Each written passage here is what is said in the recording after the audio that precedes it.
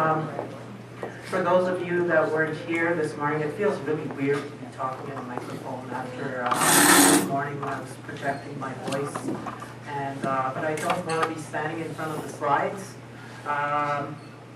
because what I'm going to be presenting to you is a research project that I was involved in as an Aboriginal researcher. So that's what I'm going to be presenting here at this time.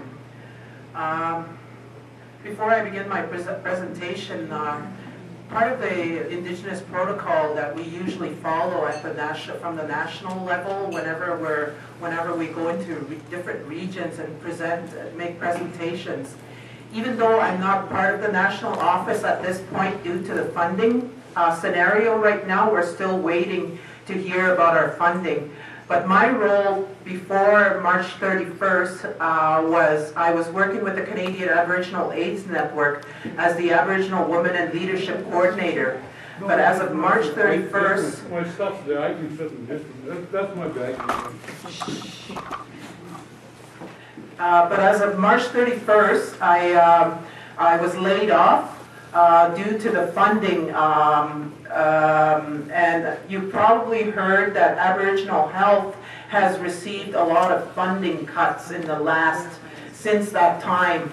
And right now, we haven't received word that our funding has been cut for 5 files at the Canadian Aboriginal AIDS Network. And one of the files was for the Aboriginal Women's File, the national file for Aboriginal women on HIV and AIDS, and I was the national coordinator.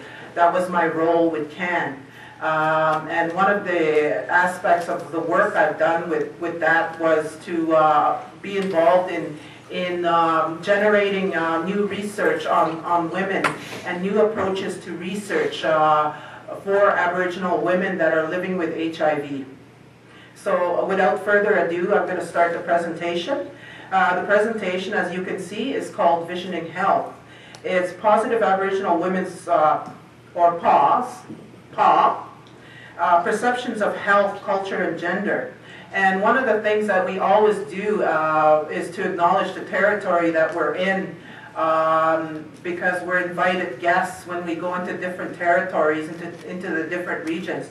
And I want to acknowledge the territory that I'm standing on today as the Cree territory, the Métis territory, and the Blackfoot territory. I want to acknowledge those nations today. And I also want to thank Ray St. Denis for the invitation to come and present this research project here.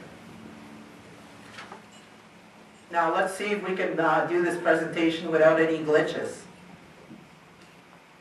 Aha! We're laughing.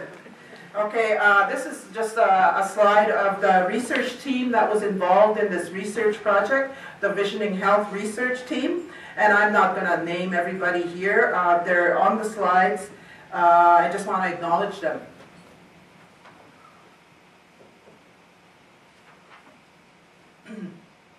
I also want to acknowledge the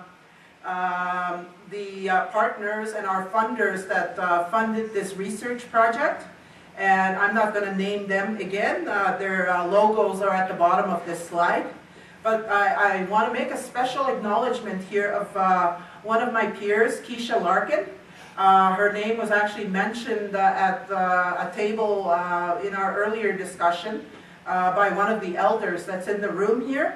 And many of you have met her. She's quite an amazing and powerful advocate and leader within the Aboriginal HIV/AIDS movement. And I work with her. I have worked with her with this Aboriginal Women's File, the national file. And I want to acknowledge her for coining the new acronym that Aboriginal women want to be identified with, and by the removal of HIV, so that HIV is not front and foremost in how we are perceived or identified as people living with HIV. And she coined the acronym Positive Aboriginal Woman as the new acronym that's going to be used by women that are living positive. And it really is a This new identification, it's very important because it imparts a dual meaning to being positive and breaks down a first barrier in how Aboriginal women are portrayed by utilizing an assets model approach in how we're perceived. And it breaks down that first barrier in the colonial depiction of Aboriginal women that has been a prevalent way of how we've been portrayed in society. And this is the overview of what of the presentation I'm going to be focusing on.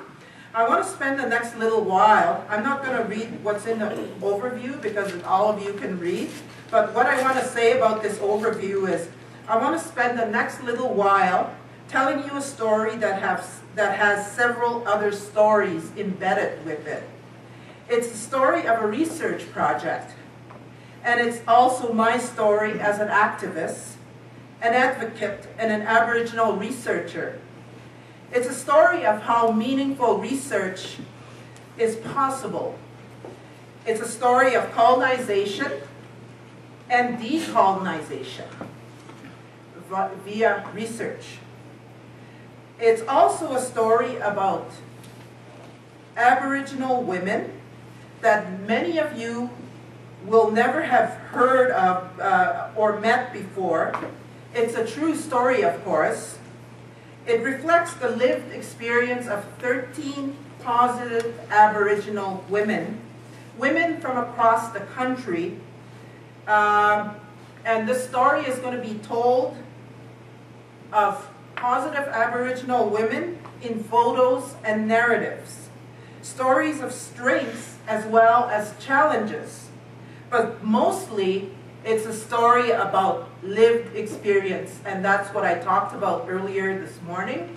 The lived experience, our approach to hearing stories is that they are sacred because they are about people's lives, and it's a real honor when people share their lived experience and their journey with you, and as you probably all can appreciate that.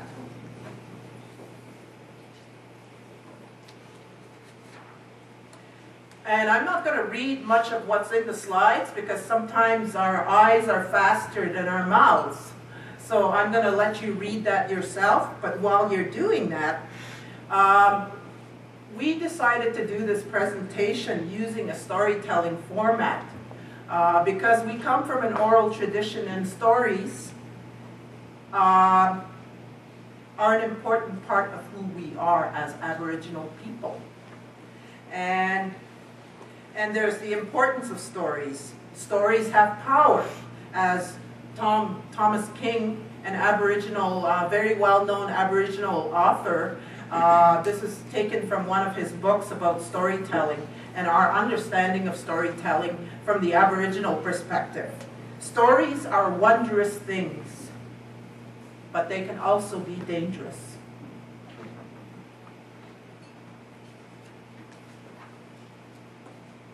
This first slide here, I like to use this when I'm talking about breaking down barriers. That's a beautiful picture of a mother and child, and the word there, the Aboriginal word, is actually in my dialect, and I'm fluent in my dialect, which is Ojibwe, from the Algonquin language group. And that word actually came from a social marketing campaign that we did for Aboriginal women a number of years ago. And somebody had approached me about doing this social marketing campaign, about helping them formulate the idea for the social marketing campaign for Aboriginal women to address low self-esteem issues. And they wanted to use the I Am Beautiful kind of tagline that the Dove Foundation uses. Dove soap, if you're all familiar with Dove soap. They have some funding, and they do social marketing campaigns that are targeted to young girls. So the person that approached me about doing a social marketing campaign directed to Aboriginal women wanted to use their kind of tagline. And I said, why are we using it in English? Why don't we use our own languages to actually do this social marketing campaign? And I told her this word, ginajweme. But if you actually have your English mindset hat on, you might say, well, what does ginajweme mean? And if somebody that's fluent, if you ask them that, they might say, I am beautiful. But really, the true meaning of that word is much deeper and it's more rich. It actually means the essence of who I am is beautiful. That's what that word. See, it's much more powerful than just saying I am beautiful. And too often, many of us as Aboriginal women or Aboriginal persons have a difficult time because of the history, the journeys that we've come through, to be able to look in the mirror and say to yourself, I am beautiful. Apajigo ginacho. Ginajwim. The essence of who you all are is beautiful.